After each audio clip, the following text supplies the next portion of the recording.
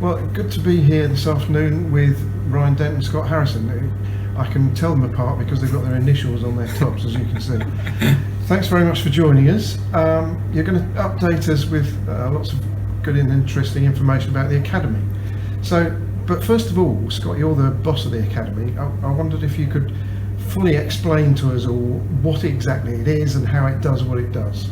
Basically the Academy is a bigger structure than I think, as you say, a lot of people know about. Reason Ryan's in with the interview as well, Ryan assists the Academy and does a lot more than people probably realise he does. And we do have a programme that runs from under 9s to under 16s, and from that under 16 moment, that's when the boys would come into the full-time Academy, which is from under 17 all through to the under 23 age groups.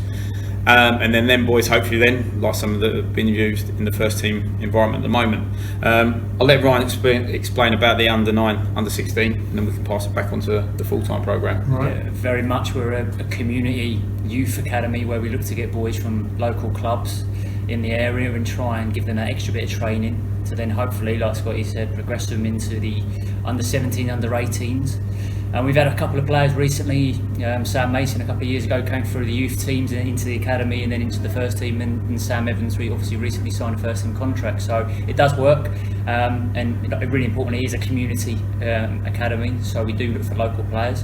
This year we're going to 2 training nights a week, which is a massive step forward for us, where we've only been once a week for the last 10 years. We're moving to the college, and all the teams play in their junior Premier League on a Saturday, which is a really good standard of kind of non-league academies, and we play Aldershot and Welling and Dartford and Bromley and all the same clubs that the first team play, just in under 9 under 16. So it's a really good programme, and we're looking forward to moving forward into, say, 2 nights a week, and hopefully more players going into the academy and then into the first team. Yeah, and you mentioned it's very much a community effort, if that's the right word. What exactly is the Academy for? Is its purpose to turn local boys into Woking first team players, or is it much broader than that? I think it's a case of, we look at things in 2 ways. One, we want to have an academy that can develop players. Yeah, the main end goal, if we've got an under 9 player, is to hopefully get him through the whole way to become a first team player here. And like, for example, Sam Mason probably and Sam Evans are the 2 that have come out of that system. But recently we had another boy that we recruited into the full-time programme at under 17 last year, who did go in first team a little bit, but then got recruited by Aberdeen this year and has actually signed a professional contract in Aberdeen. So on the other hand, if it isn't here, we try and support our players long term to try and find other alternatives or find other levels. If they're not National League level, can they play Step 2, Conference South? Can they play Step 3, the Ishman League and stuff like that? So we do have what we try and say, every player counts to us. We want to develop them. We don't want just to say come in, help us out for 2 years. We're all about long-term development and say, right, let's try and get you to the highest point. For us is there. If you go any further, even better. But if it doesn't make it, we want to look after you, because there is ability in some of these boys and they might come up again. And for example, Jack Skinner went last year with links at Eastbourne Borough, where we had done very well at Conference South level, and I hope for this year with Douse he's going to flourish at first team level. But there are other boys that have gone down a little bit lower that will come up again. So yeah, the main thing for us is the be all and end all is to find first team players, but National League is very difficult, and I think some of our boys don't understand sometimes what the National League's all about. For me, it's a 5th division, the amount of professional clubs in it. Yeah. They're competing against some really good players, and they've got to understand the pyramid from the other way around as well, where some of the boys in our first team may come out of 23s and Football League clubs, so they're competing against them. So they've got to understand the level when they come in, but their main aim is to find first team players for us. But as I said, every boy matters to us, and we try and recruit the right players to try and get them into football environments beyond us if it isn't with us. Right, and you've mentioned the word recruit there.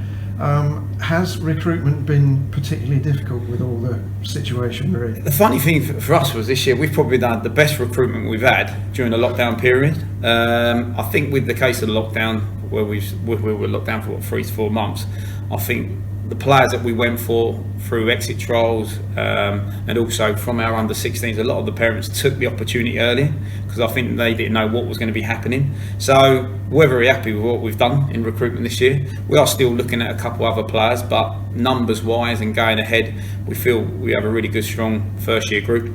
the second years that we've gone through, and some of them have been involved with first team already, very strong, and we've kept around some of our second years into the third years, and that will be part of the 23 side. So recruitment this year has been probably the best in a strange way, because it has allowed us time, using the magic of Zoom, to have individual meetings, have individual talks, and really take time to talk to people to let them know what we're all about. Don't get me wrong, there are players that are still holding on for bigger and better things, but generally, we spoke to a lot of parents, and a lot of parents have bought into what we're about, and that's the key. They've got to buy into what we're about, and they've got to trust what we're doing. And we're very happy with the recruitment, and it's been the best I've known it, really, in the space of the time I've been in the last 4 or 5 years, really. Right. You mentioned exit trials there.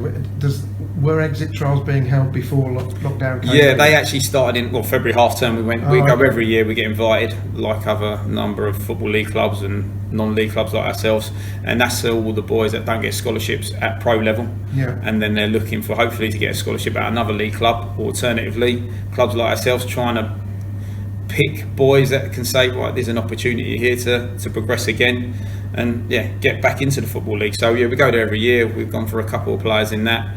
We've got a few, but as I said, we know we're always, people look at us as, Woking, little Woking, is it going to be right for us? We believe it will be right for you, because with the likes of Douse and managers gone past, there has been that steady flow of players that get first team opportunity. So there is a realistic pathway here, and we've got to thank the board for that and making it clear to the managers that there is a pathway. And as I said, we're over the moon at the minute with the amount of boys that are going in with the first team, and that's been the case the last 3 years and previous to that. So there is a pathway, but again, we stress to the boys, it don't come easy. You've got to earn the right, and you've got to show the traits and the qualities that the current manager Douse needs, really. Yeah, for sure. Ryan, how many teams are there actually altogether, and what sort of competitions do they play in? So we've got under 9s, under 16s. So we have about squads of 16 to 18 in each age group. So that's obviously 8 age groups. And then in the academy, we've got about 4 leagues that we play out of. So we play an under 23 league, which is a senior level, which is a real challenge. And it gives the boys different environments to play in, where it's a little bit more physical, probably similar to National League football. We play in the Bostik under 18 league, which is more of a technical under 18 floodlit league. The National Conference League, which is basically a new league that came about last year, which is basically outside of Category 3 academies, it's the best level. And again, we'll be playing the likes of all the clubs that Woking play, basically, Aldershot and Welling and Dartford. And it's a real tough test, and boys can be under 19s in that league, so 3 years. And a lot of players at Woking first team will come up against actually playing that league, they're younger players. So we hopefully will have some of the boys that are on the verge with Douse will be playing in that on a Wednesday, and they'll be here at Westfield. We're also playing a development league as well. So there are opportunities for boys and lots of minutes, but again, they've got to earn it. It's not just going to be handed to them, and we've got to make it an environment where they're ready to step into the gaffer's training sessions, because if we don't prepare them properly and they go into that, then we haven't done our job properly. So boys will get minutes if they earn them, and then hopefully, like we've seen with some friendlies, then they'll get that first team opportunity, and then it's up to the player, and obviously it's the gaffer's decision what he does with them from there, but we'll push them as hard as we can. Sure. You mentioned the under 23. What sort of teams do you play against in that? It varies. Aldershot have got a side in there. Sutton did have a side that they pulled out this year. Bromley, Maidstone, and then some other, I would say, like Step 4, Step 3 clubs. Yeah. They're reserve teams. So it differs massively. Right. But again, the level it's similar to probably first team football, where it is quite physical. It's not necessarily as much football played, but it's the questions that they're going to have to answer, the ones that they have to answer out in the first team. There's a lot of long balls and headers and dealing crosses and all set pieces, and it's a real challenge. And we've done well last few years, haven't we? We've gradually got better, and we finished third. We would have finished maybe third last year, third the year before. So we've done really well in that. But it's one of those where the boys have to learn quick, because no matter how maybe not as technically good the opposition are, they'll still pick us off if we make mistakes, and we have to learn quick. But yeah, it's been a good league, hasn't it? And I think the 23s football for us has been a big seller, because a lot of boys, even if they come at first year, want to play senior football. And the thing is with that, probably 23s is where we found a lot of our better boys that have gone on to the first team level. So Lazar, when he got into the first team, played out. Charlie Carr was in it briefly. Charlie Esther Cook, Jack Skinner, Reggie Young, playing that men's football and getting kicked about a little bit, and knowing the ugly side of their game is probably what's going to suit you there, because if honest, there's not many teams will play free flying football in the conference, and when they come in as first years, a lot of them still will look to do that, and we probably saw that today a little bit. They try and move it around in little areas where we might get caught out. They've got to understand the game, what they're trying to go into. So yeah, the 23 Suburban League, as you said, we get a proper mixture, and you will play some proper senior reserve sides with some men that ain't going to show you respect, and they're going to kick some of them up in the air. But that's where we see their character and how they can deal with the different scenarios, and with the academy, with the leagues we play, and they're all different. And all the players will have their own strengths and weaknesses where they will fit themselves in during the season, and it's up to us as a staff and the other staff around us to make sure we get them into the right levels to keep progressing and developing their game. And that's the team that you can play overage players in that, can't you? That's correct, yeah. We've had the use of first team players before, when Dowse has looked for minutes, or he's had trialists as well that have played for us, and we've had that in pre-season already. We've had some good senior players, and that's brilliant for us. Especially last year we played Bracknell. We had the likes of Max helping us, and Max is coaching, so it's like a bit of a player coach role for Max on that night. But having Max's experience around him, it helps. They raise their game and they can see what you need to do, especially off the ball, better. And we've had some good players that have supported that. And what I would say to a lot of the first team players that Dowse drops in, their attitude and their attitude has been spot on. They've really helped and developed the players, because they have to be right to play with us as well. Because if they come in and see it as I've been pied down to the 23s, it doesn't help our boys. So Dowse is very good at getting the right players in who need minutes to say, right, you've got to help them out, but you're going to gain something out of it as well. So every senior player that's come into it has helped us, and I know that as the season goes on, we will probably get some boys to support us midweek who need match time and game time. Yeah, and you get players coming back from injuries as well. Yeah, we've had a few of them as well. Yeah, definitely. Yeah. Ryan, we're sitting here. You've just beaten Portsmouth 3-1. Was with a team of first years. Is that correct? Yes, so they're all in their first year at college, basically. So year 12 at school. They'll be. So they'd be 15 and 16. 16 going on 17. Oh right, okay. Does it matter in that age group whether they win or not, or is it about improving them as individual players? I mean, ultimately, development's always the most important thing, but I'm a big firm believer that a winning mentality is a massive part of development as well, and we have to, especially as they get older, they have to realise that winning is important, and when he goes in the first team, it's about 3 points. It's not about how pretty or what kind of style you play. So yes, development's most important, but we do try and encourage that winning mentality, because we think it's vital for them as their development generally as a footballer. So yeah, we do, but development is obviously the most important thing. Sure. Perhaps we can finish off with a bit of a pen picture or word picture of the players that supporters have seen involved in the first team friendlies so far. The most obvious one would be Jaden wearing the course. Yep. Tell us about him. Well, say Jaden came to us last year as a 16-year-old released by QPR. He was, to be honest, he was doing the circuit at the time. We got him very late. We spotted him on a goal he scored for, I think, Basingstoke Town against Luton. Absolute worldly goal. Had him here. He came in, and yeah, we told him what opportunities it would be. And Jaden's the type of player. He's a goal scorer. I know he hasn't got any goals yet in pre-season. I think he'd be very disappointed in himself that he hasn't scored. But with us last year, he played 30 games across the board from under 18s to under 23s, and he scored 29 goals in 30 games. He backs himself. He's aggressive. Basically, he's a proper type of finisher, and I do believe if he keeps his head right this year, I think he could wade in with goals when the opportunities come.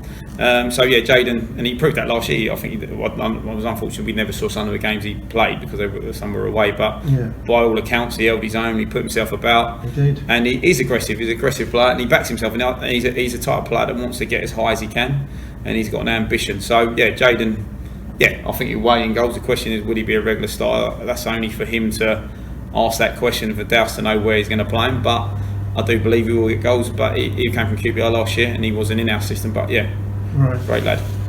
And Ryan Scott's mentioned Sam Evans a few times already. He's obviously been around a long time, so you must know him very well. Yeah. Unfortunately, he's not played yet because he's got an injury, hasn't he? But yeah, he's actually signed a contract as well. Yeah, I had a conversation with his dad. I think when he was at, obviously he came out of Brighton, and then I think when he started his year at under 16s, I spoke to his dad 4 or 5 times in the pre-season, said to him that I felt this was the club for him, being a local lad, and that he might have to take a step back to go a step forward. And I think he's shown that, because I think that Sam's a player where if you were going to build a footballer, you probably build someone who's 6'2", reasonably quick, technically quite good. He seems to tick a lot of boxes, and he's got everything. You know, if he really wants it, I'm sure that Woking will be a stepping stone for him to go back into the Football League. But yeah, he's one to look out for, and hopefully once he gets over this injury, he'll be one that does get opportunity to show the fans. I think there'll be, especially a local lad again, coming from Winston Churchill School. So we're really excited to see how he gets on.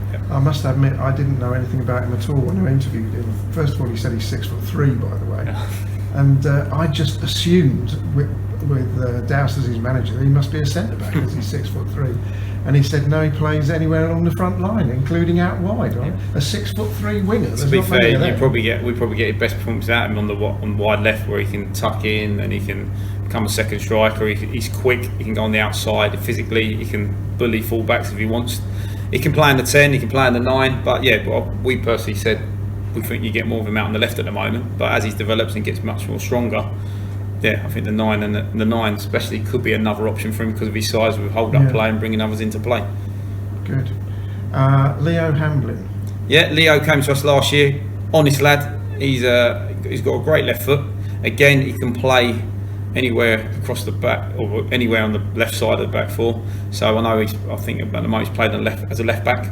I think he's versatile and he's comfortable on the ball, and he works. He's honest and he's technically very good. So again, he ticks a lot of boxes for Dowse where he'd do what he's asked to do. But I said he never came out of a league academy. He actually comes to us from Hampton, Richmond. He was recruited from, and he's stepped in last year, played a number of games in his first year. Now he's the second year. At the moment, hopefully he will kick on, and he's had some good minutes in pre-season already. Yeah, he has. Salim. Yeah, the magician. The magician, we call him, because he's actually plays for England's futsal side. Oh, right. Yeah. So he technically, again, you won't find a player probably better than him within 3 or 4 yards to be able to keep the ball. But he plays in the 10 or plays out wide. He's another player though, as technically good as he is, he's probably going to have to develop his game to go into the first team environment, which he's a very open-minded lad, lovely kid, and I'm sure he will do those things that the gaffer asks him to do. But yeah, he's unbelievably skillful, isn't he? Yeah. I think that's case because he's a futsal background. It's all about lots of touches, moving the ball, and close control and stuff like that. But I think that's his Achilles heel at the moment. From that step up, he's going to have to move the ball quicker, because if he does all the tricks, someone assumes that is going to probably poleaxe him. But he's the type of player will develop, as I said. But technically, in some of these games here, when he plays in his own age groups, he's unplayable.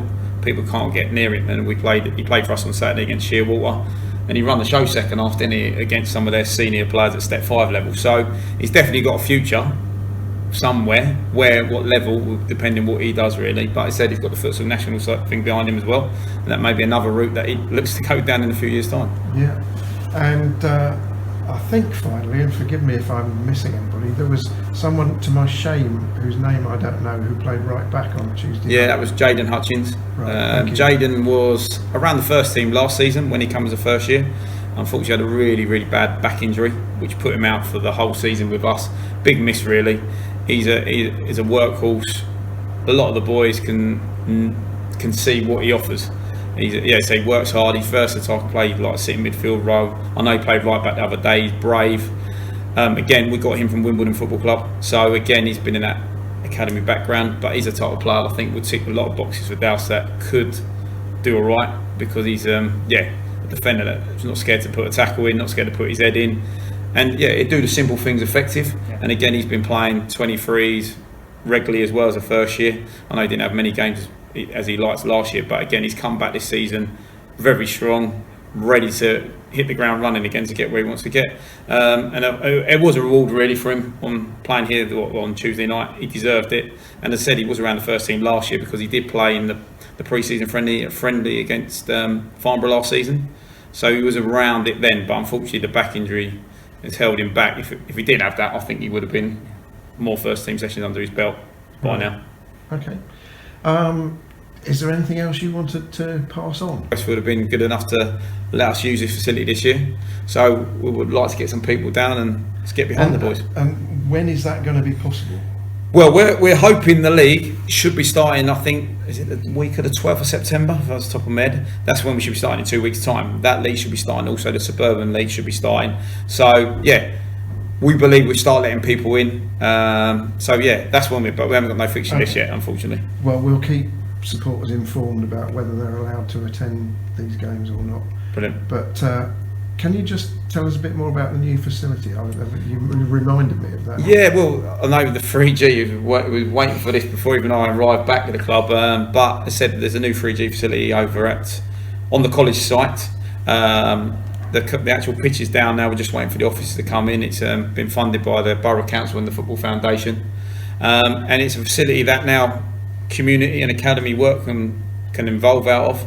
And I think it's saying that us as an academy have been waiting for such a long time. Being based at Urnfield has suited us, but now we've got the pitch there and this grounds and facilities around. It makes us more back in the town, makes us more of a hub for people to be more attractive to people. So yeah, the new facility is down. We hope to be in it from next week, start training. So again, if you want to come down and look at some videos and have a little look at it, show people what we're all about. But as I say, it's going to be used for all the community events as well, and all the age groups from 9 to 16 as well will train out of it.